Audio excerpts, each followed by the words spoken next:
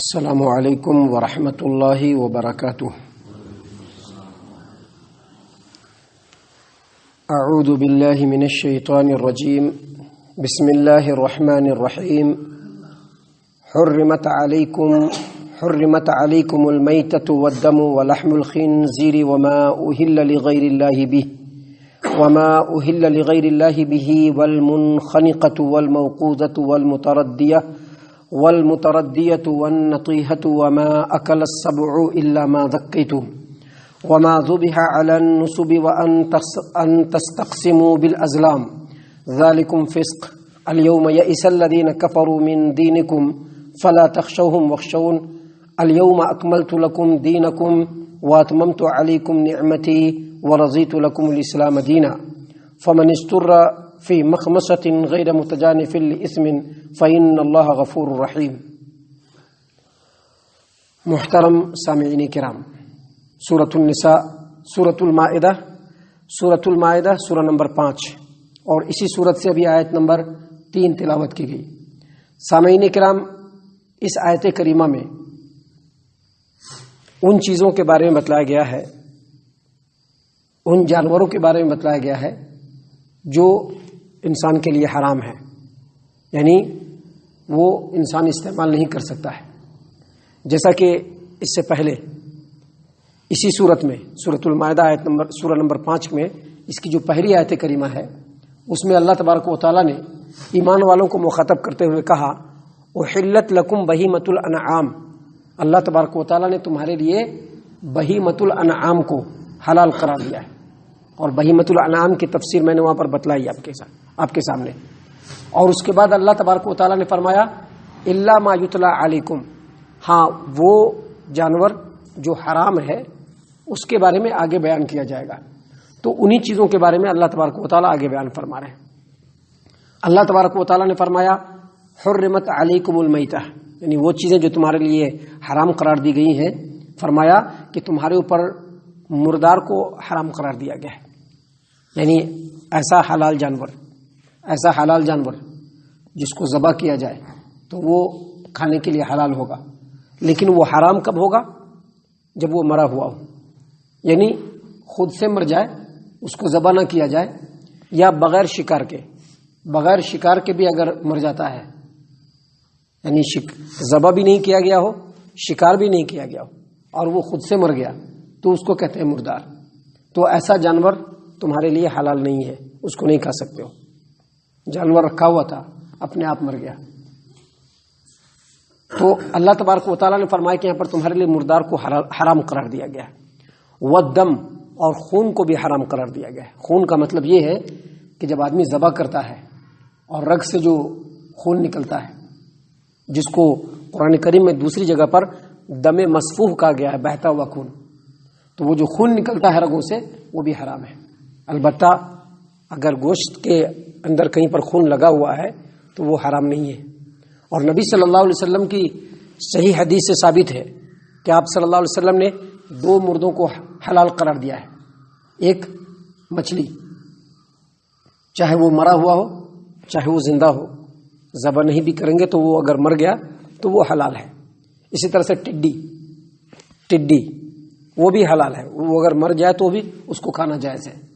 اسی طرح سے 2 خون کو بھی اللہ کے رسول صلی اللہ علیہ وسلم نے حلال قرار دیا ہے، ایک جو ہے کلیجی اور دوسرا تلی، الکبد والطحال، یہ 2 خون ہیں جس کو اللہ کے رسول صلی اللہ علیہ وسلم نے حلال قرار دیا ہے۔ اس کے علاوہ نبی صلی اللہ علیہ وسلم کے اوپر جو یہ آیت کریمہ نازل ہوئی، اس میں اللہ تبارک و تعالیٰ نے پہل یہی کہا کہ دیکھو مسلمانوں، مردار تمہارے لیے حرام ہے اور خون بھی تمہارے لیے حرام ہے، اور آگے فرمایا ولحم الخنزیر، یہاں پر ولحم الخنزیر ہے یعنی سور کا گوشت، لیکن دلیلوں کی روشنی میں، آیات کی روشنی میں، حدیثوں کی روشنی میں سور نجس العین ہے، اس کا ہر چیز حرام ہے۔ گوشت ہی حرام نہیں ہے، اس کا خون بھی، اس کی چربی بھی، وہ زندہ ہو مردہ ہو، کسی بھی طرح سے اس سے فائدہ حاصل کرنا یہ حرام ہے، چاہے وہ آپ گھر پہ پال ہی کیوں نہ لیں، چاہے اس کو بالکل بند کر کے کیوں نہ رکھیں، جیسا کہ بہت سارے جگہوں پر ہوتا ہے، لوگوں نے سواؤں کے لیے باڑا بنا دیا ہوا ہے اور جو جنگلی سور ہوتا ہے اس کا ایک الگ نام ہے، اور جو پالا ہوا سور ہوتا ہے اس کا الگ نام ہے. تو چاہے آپ اس کو پالیے چاہے نہ پالیے، چاہے جس طرح سے بھی رکھیے، زندہ ہو مردہ ہو، جس طرح سے بھی ہو، سور سے فائدہ اٹھانا بالکل حرام ہے، کیونکہ وہ بالکل ہی عین حرام ہے وہ. اس لیے اللہ تبارک و تعالیٰ نے یہاں پر فرمایا وَلَحْمُ الْخِنزِيرِ، سور کا گوشت بھی تمہارے اوپر حرام قرار دیا گیا ہے. اور آگے فرمایا وَمَا أُهِلَّ لِغَيْرِ اللَّهِ بِهِ، اور وہ چیز جو غیر اللہ کے نام پر مشہور کر دیا گیا، وہ چیز جو غیر اللہ کے نام پر مشہور کر دیا گیا. بعض لوگ یہاں پر کہتے ہیں کہ وہ چیز جس کو غیر اللہ کے نام پر ذبح کیا جائے، لیکن یہ غلط فہمی ہے، یہ صحیح تفسیر نہیں ہے. آپ دیکھیے یہاں پر وما اہل لغیر اللہ بہ، اس میں جانور کا بھی ذکر نہیں ہے اور ذبح کا بھی ذکر نہیں ہے. یہاں پر صرف وما کا ذکر ہے. وما اور ما جو عربی زبان میں جو لفظ ہے یہ عموم کے لیے آتا ہے. ما جو ہے یہ عموم کے لیے آتا ہے، یعنی ہر وہ چیز جس کو غیر اللہ کے نام پر مشہور کر دیا گیا. جیسے بابا کا بکرا مشہور ہوتا ہے نا، بابا کے نام پر یہ بکرا چھوڑ دیا گیا ہے، بابا کے نام پر یہ بیل چھوڑ دیا گیا ہے، بابا کے نام پر چھوڑ دیتے ہیں جانور کو. یا پھر بی بی کی سہنک، یا پھر امام جعفر کا کنڈا. امام جعفر کے کنڈے مشہور ہے نا، کھا لیں گے. امام کے نام پر مشہور ہو گیا، وہ امام صاحب کے نام پر مشہور ہو گیا. بی بی کے نام پر جو ہے دیگ مشہور ہو گیا، فلاں کا دیگ. تو یہاں پر اللہ تبارک و تعالیٰ نے اسی بات کی طرف اشارہ کیا ہے وما اہل لغیر اللہ بہ، جو غیر اللہ کے نام پر مشہور کر دیا گیا ہو وہ حرام ہے. کسی پیر بابا کے نام پر اگر کوئی کھانے پینے کی چیز مشہور کر دی جائے وہ حرام ہے، اس کو نہیں کھا سکتے ہیں، وہ ہرگز نہیں کھا سکتے ہیں. بعض لوگ جو ہے فاتحہ نیاز دیں گے، اتنا سا نکال لیں گے اور باقی کو الگ رکھیں گے اور ہمارے گھر پر دینے کے لیے آئیں گے. دیکھیے وہ فاتحہ والا الگ تھا، یہ الگ سے رکھے ہوئے تھے. یہ ایک ٹیکٹس ہے، ٹرک ہے شرک کو پھیلانے کا، شرک کو پھیلانے کی ٹرک ہے. سماج و معاشرے میں ہوتا ہے. نہیں آپ ٹینشن مت لیجئے، ہم جو فاتحہ کیے تھے نا وہ الگ رکھا ہوا ہے، اس میں فاتحہ نہیں کیے، لیکن اسی دن تو بنائے ہو نا، اسی موقع سے تو دینے آ رہے ہو نا، کسی دوسرے موقع سے تو دینے نہیں آ رہے ہو، اسی موقع سے دینے آ رہے ہو. اس لیے وہ حرام ہے، کیونکہ غیر اللہ کے نام پر مشہور ہے. وہ غیر اللہ کے نام پر اگر جانور کو چھوڑا گیا کہ اس جانور کو ہم فلاں مرشد کے لیے، فلاں بابا کے لیے، فلاں پیر صاحب کے لیے جو ہے ہم چھوڑ رہے ہیں اور اس کو مشہور کر دیا، اب اس جانور کو ذبح کرتے وقت اگر بسم اللہ اللہ اکبر کہہ کر کے بھی ذبح کریں گے تو وہ حرام رہے گا، کیونکہ وہ غیر اللہ کے نام پر چھوڑا گیا ہے. اللہ کی طرف سے جانور ہے، وہ اللہ نے پیدا کیا ہے، اللہ نے دیا ہے، اس کو اللہ کے نام پر ہی قربان کرنا ہے، غیر اللہ کے نام پر نہیں چھوڑنا ہے. اس لیے اللہ تبارک و تعالیٰ نے یہاں پر فرمایا وما اہل لغیر اللہ بھی، ہر وہ چیز جس کو غیر اللہ کے نام پر مشہور کر دیا گیا ہو وہ ایک مسلمان کے لیے حرام ہے، ایک مسلمان کے لیے حرام ہے اگر واقعی میں وہ مسلمان ہے تو. اور اس کے بعد اللہ تبارک و تعالیٰ نے فرمایا والمنخنقۃ، والمنخنقۃ کہتے ہیں ایسے جانور کو جس کے گلے میں پھندا لگ گیا اور وہ مر گیا، گلے میں رسی کا پھندا لگ گیا اور وہ مر گیا، یا کوئی پھندا لگا کر کے اس کو مار دیا، گلا گھونٹ کر کے جس کو مارا. والمنخنقۃ کا مطلب جو جانور گلا گھونٹ کر کے مر جائے، چاہے وہ اس کو مارا جائے گلا گھونٹ کر کے یا رسی سے لگا ہوا تھا اور جو ہے رسی الجھ گیا اور اس کے گردن میں پھنس گیا اور وہ پھنس کر کے پھندا لگ کر کے وہ مر گیا، اس کو کہتے ہیں المنخنقہ. کہا کہ یہ حرام ہے، اللہ تبارک و تعالیٰ نے تمہارے اوپر حرام ہے یہ. اور آگے کہا والموقوذہ، چوٹ لگ کر کے مرنے والا جانور، چوٹ لگ کر کے. اور عبداللہ ابن عباس رضی اللہ عنہما نے اس کی تفسیر میں فرمایا ہے اور دیگر مفسرین نے بھی فرمایا ہے کہ لکڑی سے چوٹ لگے اور وہ مر جائے، چوٹ لگا اس کو لکڑی سے، کسی بھی چیز سے، غیر دھاردار چیز سے، یعنی اس چیز میں دھار نہیں تھا اور اس کو چوٹ لگا اور وہ مر گیا تو وہ حرام ہے. اس سلسلے میں ایک حدیث ہے جس کو امام بخاری رحمہ اللہ اپنی صحیح البخاری کتاب الذبائح والصید کے اندر، کتاب الصید والذبائح کے اندر، اور امام مسلم نے بھی اپنی صحیح مسلم کے اندر روایت کیا ہے کہ عدی بن حاتم رضی اللہ عنہ نے پیارے رسول صلی اللہ علیہ وسلم سے پوچھا کہ اللہ کے رسول صلی اللہ علیہ وسلم، ہم لوگ شکار کرنے کے لیے جاتے ہیں اور ہمارے پاس ایک ایسی لکڑی ہوتی ہے جس کے سرے پر، یعنی جس کے بالکل اوپر چھری لگا ہوا ہوتا ہے اور ہم اسے نشانہ لگا کر کے شکار کرتے ہیں، تو اگر اس کو لگے اور وہ مر جائے تو کیا وہ ہمارے لیے حلال ہوگا؟ نبی صلی اللہ علیہ وسلم نے کہا کہ اگر تم لکڑی مارو بسم اللہ اللہ اکبر کہہ کر کے مارو اس کو، اور جو سامنے دھاردار چیز ہے اگر وہ جا کر کے لگتا ہے اور اس سے اس کا پیٹ پھٹ جاتا ہے، اس کے اندر جو ہے وہ پیوست ہو جاتا ہے، تو پھر وہ تمہارے لیے حلال ہے۔ لیکن اگر وہ چوڑائی میں لگا، چلایا، وہ ایسے نہیں گیا، ایسے گیا اور جا کر کے یہاں سے لگا جانور کو اور وہ مر گیا، کہا کہ پھر نہیں مرے گا، پھر وہ حلال نہیں ہے، وہ تمہارے لیے حرام ہے۔ اسی کو کہتے ہیں الموقوذہ۔ اللہ تبارک و تعالیٰ نے کیا فرمایا؟ والموقوذۃ، چوٹ لگ کر کے مرنے والا جانور بھی تمہارے اوپر حرام ہے، تم نہیں کھا سکتے اس کو۔ اس کے بعد کہا والمتردیۃ، والمتردیتوں کا مطلب کیا ہے؟ اونچائی سے گرے، چھت پہ تھا وہاں سے کود گیا یا گر گیا اور گر کر کے مر گیا، پہاڑ پہ تھا وہاں سے گر کر کے مر گیا، یا کنواں پر گر کر کے نیچے مر گیا، اندر جا کر کے کنویں میں بوڑی ہوتا ہے نا، گر گیا اس میں اور مر گیا۔ کہا کہ اسے گر کر کے مرنے والا جانور بھی یہ حرام ہے، یہ حلال نہیں ہے، اس کو نہیں کھا سکتے ہو۔ اور آگے کہا والنتیحۃ، والنتیحۃ کا مطلب کہ دو جانور تھے، دونوں کو سنگ ہے، ایک سنگ والے جانور نے مارا اور وہ مر گیا، اگر اس سے خون بھی نکلے گا تو بھی وہ جائز نہیں ہے، یہاں تک کہ اگر یہاں پر بھی سنگ لگ گیا اور وہ مرا اور خون نکلا تو بھی وہ جائز نہیں ہے، اسی کو کہتے ہیں النتیحہ۔ اور آگے فرمایا وما اکل السبع، اب درندہ جو ہے حملہ کر دیتا ہے، شیر حملہ کر دیا، چیتا حملہ کر دیا، بھیڑیا حملہ کر دیا، یا کتا حملہ کر دیا۔ اب یہ ہوتا ہے نا، مرغے ہوتے ہیں لوگوں نے پال کر کے رکھے ہوتے ہیں، کتے اس پر حملہ کر دیتے ہیں۔ کہا کہ کتے نے حملہ کر دیا اور حملہ کر کے اس کے اوپر پنجہ لگا دیا یا دانت لگا دیا یا اس میں سے تھوڑا سا کھا لیا اور وہ مر گیا تو وہ حرام ہے۔ آگے اللہ نے فرمایا ایکسیپشن، فرمایا الا ما ذکیتم، ہاں اگر ان تمام حالات میں، جیسے گلا گھٹ گیا لیکن ابھی پورا مرا نہیں ہے، یا چوٹ لگا اور تڑپ رہا ہے ابھی مرا نہیں ہے، یا اوپر سے گر گیا اور تڑپ رہا ابھی مرا نہیں ہے، یا اسی طرح سے جو ہے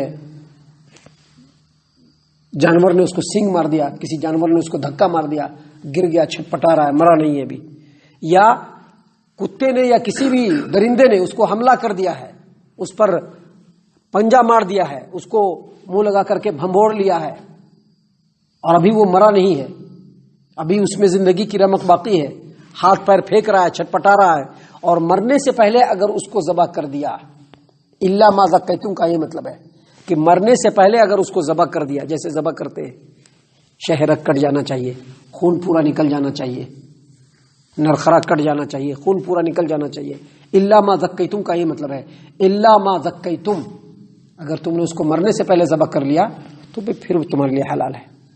یہ جانور جو حلال جانور ہے وہ حرام جانور نہیں، کتے کو مت سمجھ لینا ہے، بلی کو نہیں سمجھ لینا ہے، دوسرے حرام جانوروں کو نہیں سمجھ لینا، جو حلال جانور ہے اور یہ سب کنڈیشن میں آ گیا ہے، بالکل مرنے کے قریب ہے لیکن مرا نہیں ہے اور اس کو ذبح کر دیا، مرغی پال کر کے رکھے تھے، کتے نے حملہ کر دیا، حملہ کر کے اس پر پنجہ مار دیا یا منہ لگا دیا، کچھ بھی کر دیا، لیکن ابھی وہ مرا نہیں ہے اور مرنے سے پہلے اگر اس کو ذبح کر دیا تو پھر وہ حلال ہے، اس کو کھا سکتے ہیں، کیونکہ خون کے ذریعے سے اس کی ساری جو ٹاکسڈ اور جو بھی جو اس کے غلط چیزیں تھی سب نکل گئی اس میں سے اور جانور بالکل پاک صاف ہو گیا، اس کو کھا سکتے ہیں۔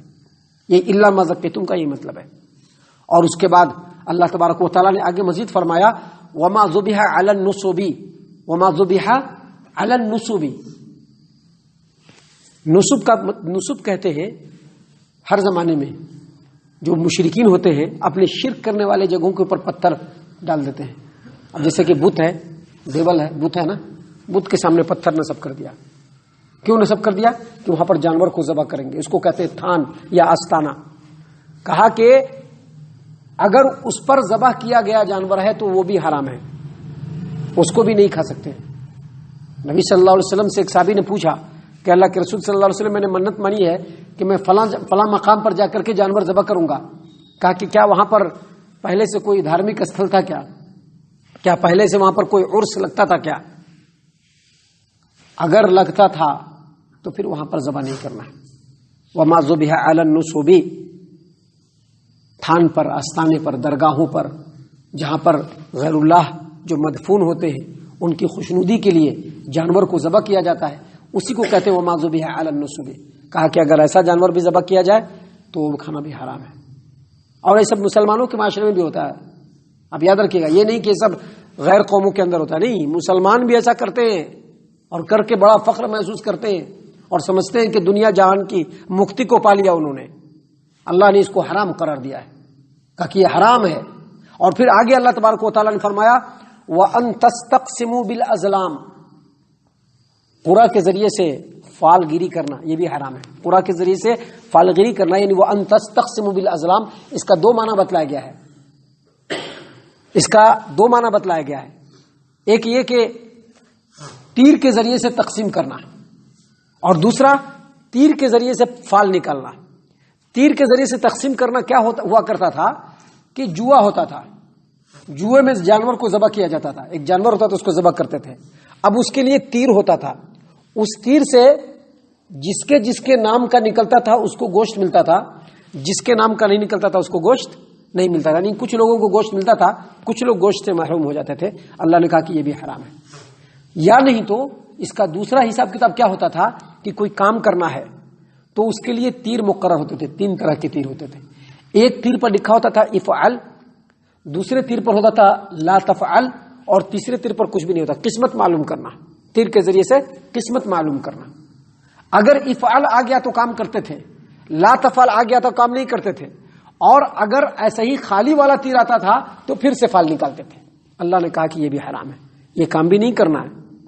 اور اس کے بعد اللہ تبارک و تعالیٰ نے مزید آگے فرمایا کہ ذالکم فسق، یہ بہت بڑا گناہ ہے، ایسا کام نہیں کرنا ہے، یہ بہت بڑا گناہ ہے.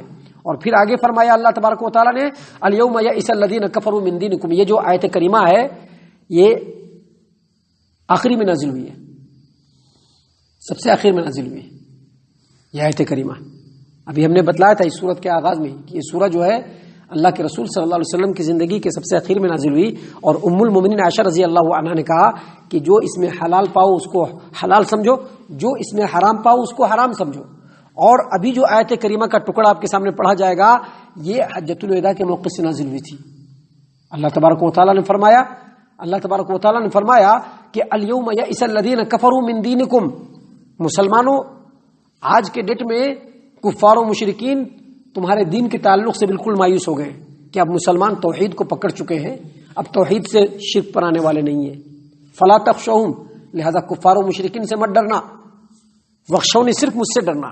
گویا اللہ تبارک و تعالیٰ نے اس آیت کریمہ میں قیامت تک کے آنے والے مسلمانوں کو یہ بتلا دیا ہے کہ اپنے تمام معاملات میں ڈر اور خوف صرف اللہ سے ہونا چاہیے، باقی کسی سے بھی ڈر اور خوف نہیں ہونا چاہیے. اور آگے مزید اللہ تبارک و تعالیٰ نے فرمایا الیوم اکملت لکم دینکم، آج تمہارے لیے تمہارا دین مکمل ہو گیا. یعنی اب دین میں الگ سے کچھ لانے کی ضرورت نہیں ہے، دین میں الگ سے کچھ لانے کی ضرورت نہیں ہے. یاد رکھیے دین دو ہی چیز ہے، ایک اللہ کا کلام ہے اور دوسرا نبی اکرم صلی اللہ علیہ وسلم کا فرمان ہے. اللہ تبارک و تعالیٰ نے کیا فرمایا، غور سے سنیے.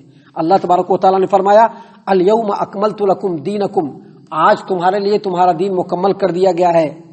واتممت علیکم نعمتی، اور تمہارے لیے تمہارے اوپر ہم نے اپنی نعمت کو مکمل کر دیا ہے.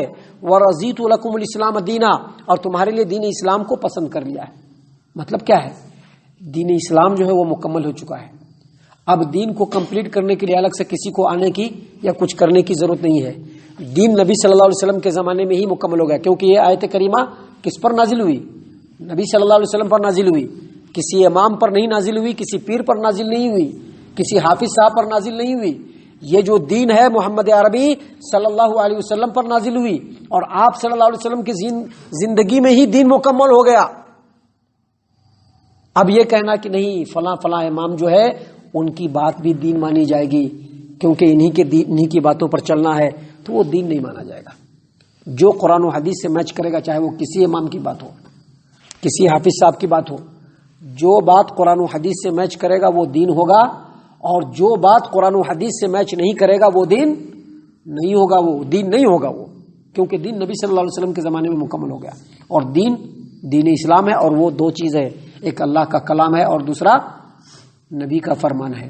اور اس کے بعد اللہ تبارک و تعالیٰ نے آخر میں جو مسئلہ بیان کیا گیا اس کے تعلق سے بیان فرمایا کہ فَمَنِ اسْتُرَّ فِي مَخْمَصَةٍ غَيْرَ مُتَجَانِفٍ لِإِثْمٍ فَإِنَّ اللَّهَ غَفُورٌ رَحِيمٌ، جو آدمی بھوک سے بے چین ہو جائے اور وہ گناہ کی طرف مائل ہونے والا بھی نہ ہو تو اللہ تعالیٰ گناہوں کو بخشنے والا اور رحم کرنے والا۔ کیا مطلب یہ کہ یہ چیزیں تو حرام ہے، لیکن آدمی اگر مجبور ہو جائے اپنے بھوک کی وجہ سے یا جان بچانے کی وجہ سے کہ اب اسی کو کھا سکتے ہیں، اس کے علاوہ ہمارے پاس کچھ نہیں ہے، کوئی دوسرا الٹرنیٹ نہیں ہے، اور وہ اللہ کے حکم سے بغاوت کرنے والا بھی نہیں ہو بلکہ وہ مجبور ہو چکا ہو، ایسی صورت میں اگر وہ ان چیزوں کو استعمال کر لیتا ہے اور اتنے ہی استعمال کرتا ہے جتنی کی اس کو ضرورت ہے، تو اللہ تبارک و تعالیٰ فرماتے ہیں کہ اللہ اس کے گناہوں کو بخشنے والا اور اس کے اوپر رحم کرنے والا ہے۔ محترم سامعین کرام، یہ سب باتیں ہیں اللہ تبارک و تعالیٰ نے خالص ہماری ہدایت و رہنمائی کے لیے بیان فرمائے ہیں۔ ہم اللہ تعالیٰ سے دعا کرتے ہیں کہ اللہ تعالیٰ ہم تمام کو ان تمام باتوں کے اوپر خوب غور و فکر اور تدبر کرنے کے ساتھ ساتھ ان باتوں کے اوپر عمل کرنے کی بھی توفیق عنایت فرمائے، آمین۔ اللہ تعالیٰ ہم تمام کو صحیح معنوں میں پکا سچا مومن مسلمان بنائے، اللہ اور اس کے رسول صلی اللہ علیہ وسلم کی اطاعت و فرما برداری کرنے والا بنائے، صحابہ کرام رضی اللہ عنہم کے طریقے پر چلنے والا بنائے، جنت الفردوس میں جگہ عطا فرمائے۔ اے اللہ ہم تمام کو جہنم سے پناہ دے، اے رب العالمین ہم تمام کو جہنم سے پناہ دے، اے مالک الملک ہم تمام کو جہنم سے پناہ دے، آمین یا رب العالمین۔ وما علینا الا البلاغ المبین۔